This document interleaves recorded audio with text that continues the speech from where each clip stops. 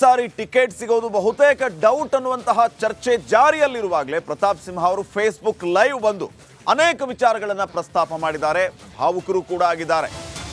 ಮೂರನೇ ಬಾರಿ ಸ್ಪರ್ಧೆಗೆ ಆಸೆಯನ್ನ ವ್ಯಕ್ತಪಡಿಸ್ತಾ ಒಂದು ರೀತಿ ನಿರ್ಗಮನದ ಮಾತುಗಳನ್ನು ಕೂಡ ಪ್ರತಾಪ್ ಸಿಂಹ ಅವರು ಆಡಿರೋದು ಫೇಸ್ಬುಕ್ ಲೈವ್ ಬರೋದಕ್ಕೆ ಬಹಳ ಕುತೂಹಲಕ್ಕೆ ಕಾರಣ ಆಗಿದೆ.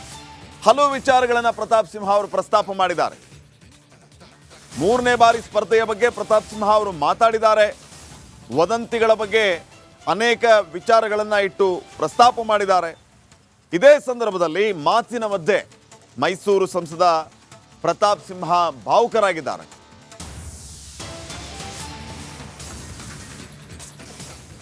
ನರೇಂದ್ರ ಮೋದಿಜಿ, ನಾನು ಕಳೆದ 3 ದಿನದಿಂದ ಸೋಷಿಯಲ್ ಮೀಡಿಯಾ ನೋಡ್ತಾ ಇದ್ದೀನಿ, ಟ್ವಿಟರ್ ಟ್ರೆಂಡಿಂಗ್ ನೋಡ್ತಾ ಇದ್ದೀನಿ, ನಮಗೆ ವಾಟ್ಸಪ್ಪಲ್ಲಿ ಬರೋ ಮೆಸೇಜ್ ನೋಡ್ತಾ ಇದ್ದೀನಿ, ಕಾಲ್ಸನ್ನು ನೋಡ್ತಾ ಇದ್ದೀನಿ.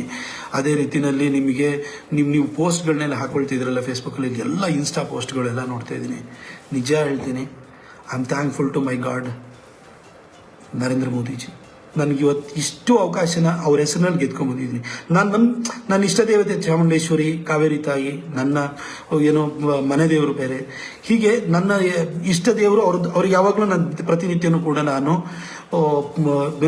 ಅವರಿಗೆ ನಾನು ಪ್ರಾರ್ಥನೆಯನ್ನು ಮಾಡ್ತಿರ್ತೀನಿ. ಆದರೆ ಪ್ರತಾಪ್ ಸಿಂಹ ಒಬ್ಬ ಸಾಮಾನ್ಯ ಪತ್ರಕರ್ತನನ್ನು ಬಂದು ಅನಾಮತಾಗಿ ಟಿಕೆಟ್ ಕೊಟ್ಟು ಮೈಸೂರಿಗೆ ರಾಮನವಮಿ ದಿನ 2014 ಏಪ್ರಿಲ್ 8ನೇ ತಾರೀಕು ಬಂದು ಮಹಾರಾಜ ಗ್ರೌಂಡಲ್ಲಿ ನಿಂತ್ಕೊಂಡು ನನ್ನ ಕೈ ಎತ್ತಿಬಿಟ್ಟು ಪ್ರತಾಪ್ ಸಿಂಹನ ಗೆಲ್ಲಿಸಿ ಅಂತ ಹೇಳಿ ಒಬ್ಬ ಪತ್ರಕರ್ತನನ್ನು ಏಕಾಏಕಿ ಸಂಸದನನ್ನು ಮಾಡಿದವರು ನರೇಂದ್ರ ಮೋದಿಜಿಯವರು. ಅವ್ರ ಹೆಸರಲ್ಲಿ ಗೆದ್ದವು. ನಾನು 2019ರಲ್ಲೂ ಅವ್ರ ಹೆಸರಿನಲ್ಲಿ ಗೆದ್ದಿದ್ದು. ನಾನು ಇವತ್ತು ಇಷ್ಟು ಕೆಲಸ ಮಾಡಿದ್ದೀನಲ್ಲ, ನನ್ನ ಮೋದಿಜಿ ಕೊಟ್ಟಿರೋದು ಕೆಲಸಗಳಿದು. ಪ್ರತಾಪ್ ಸಿಂಹಂದು ಏನಂತಲ್ಲ, ಇವತ್ತು ಜನ ದೇಶಕ್ಕೆ ಮೋದಿ ಬೇಕು ಅಂತಾರೆ, ಹಾಗೆ ಕ್ಷೇತ್ರಕ್ಕೂ ಒಬ್ಬ ಛೋಟಾ ಮೋದಿ ಬೇಕು ಅಂತ ಹೇಳ್ತಾರೆ. ಒಬ್ಬ ಚಿಕ್ಕ ಮೋದಿ ನಮ್ಮಿಲ್ಲೂ ಬೇಕು, ಇಲ್ಲೂ ನಮ್ಮ ಕೆಲಸನೂ ಮಾಡಬೇಕು, ದೇಶಕ್ಕೂ ಅವ್ರು ಕೆಲಸ ಮಾಡ್ತಾರೆ, ಅವ್ರು ಬೇಕು, ಅದಕ್ಕೋಸ್ಕರ ನಮಗೆ ಓಟ್ ಹಾಕ್ತಾರೆ. ಅದೇ ಥರ ನಮ್ಮಲ್ಲೂ ಒಂದು ಸಣ್ಣ ಪ್ರಮಾಣದ ಮೋದಿಯನ್ನು ಅವ್ರು ಎಕ್ಸ್ಪೆಕ್ಟ್ ಮಾಡ್ತಾರೆ. ಅದಕ್ಕೆ ಯಾವತ್ತೂ ಅನ್ಯಾಯ ಮಾಡಿದ್ರೆ ನಾವು ಕೆಲಸ. ಈ ಎಲ್ಲ ವಿಚಾರಗಳಿಗೆ ಸಂಬಂಧಪಟ್ಟಂತೆ ಮತ್ತಷ್ಟು ಮಾಹಿತಿಯನ್ನು ನೀಡ್ತಾರೆ ಪ್ರತಿನಿಧಿ ಬಸವರಾಜ್. ಈಗ ನೇರ ಸಂಪರ್ಕದಲ್ಲಿ ಬಸವರಾಜ್, ಪ್ರತಾಪ್ ಸಿಂಹ ಅವರು ಅನೇಕ ವಿಚಾರಗಳನ್ನ ಪ್ರಸ್ತಾಪ ಮಾಡ್ತಾ ಒಂದು ಮಾತನ್ನ ಹೇಳ್ತಾರೆ, ಸೂರ್ಯನಿಗೆ ಗ್ರಹಣ ಹಿಡಿದಿದೆ, ಇನ್ನು ನನ್ನಂತ ಹೊಲುಮಾನವ ಯಾವ ಲೆಕ್ಕ ಅಂತ. ಅಂದ್ರೆ ರಾಜಕೀಯವಾಗಿ ಗ್ರಹಣ ಹಿಡಿಯುತ್ತೆ ಅನ್ನುವಂತಹ ನಿರೀಕ್ಷೆಯಲ್ಲಿ ಪ್ರತಾಪ್ ಸಿಂಹ ಇದ್ದಾರಾ, ಅಥವಾ ಅವ್ರಿಗೆ ಆಲ್ರೆಡಿ ಖಾತ್ರಿ ಆಗ್ಬಿಟ್ಟಿದೆಯಾ, ಹೇಗೆ?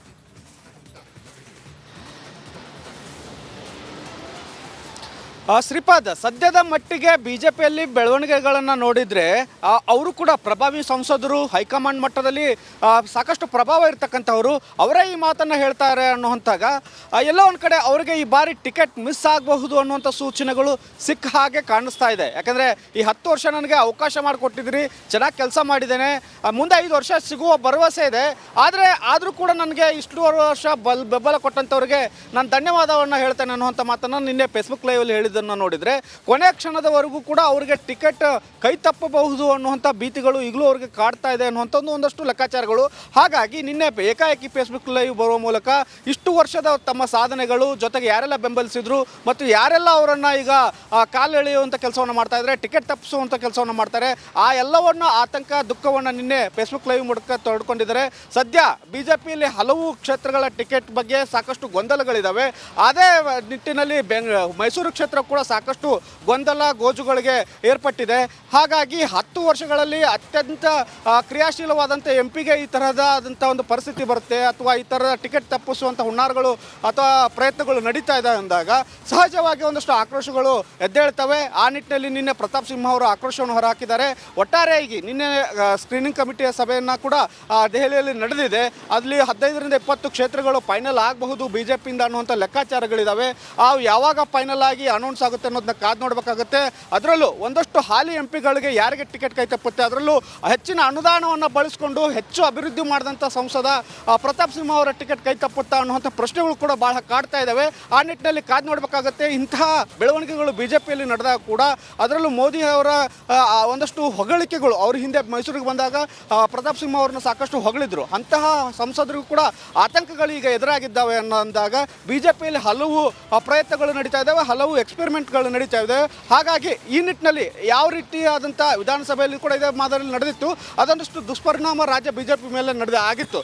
ಈಗಲೂ ಆ ಥರದ ಎಕ್ಸ್ಪೆರಿಮೆಂಟ್ ಆದಾಗ ಯಾವ ಥರದ ದುಷ್ಪರಿಣಾಮಗಳು ಆಗ್ತಾವೆ ಅನ್ನೋದನ್ನ ಕಾದು ನೋಡಬೇಕಾಗುತ್ತೆ. Shripad, okay, thank you Basavaraj ಮಾಹಿತಿಗಾಗಿ.